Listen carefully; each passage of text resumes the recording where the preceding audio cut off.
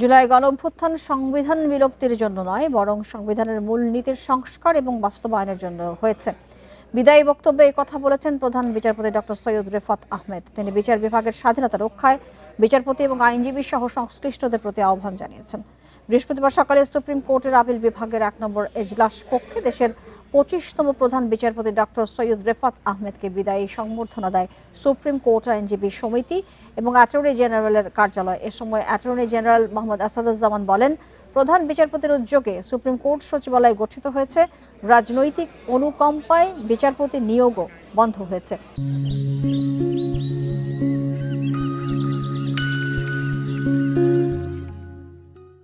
আর supreme court আইনজীবী সমিতির সভাপতি ব্যারিস্টার এম মাহবুব উদ্দিন খোকন প্রধান বিচারপতিকে জানান, হাইকোর্টের অনেক বিচারপতির মাধ্যমে অনেক আইনজীবী অসম্মানিত হয়েছে।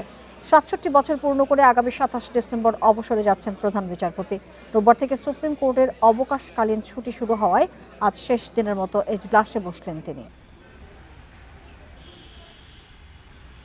বাংলাদেশের বিচার বিভাগকে আরো বেশি অ্যাক্টিভলি গণতন্ত্র, আইনের শাসন, মানবাধিকার রক্ষার্থে ভূমিকা রাখতে হবে। মোদ্দা কথা হলো, এই সংবিধান আমাদের মূল ভিত্তি। এই সংবিধানকে কেন্দ্র করে আমাদের এগিয়ে যেতে হবে।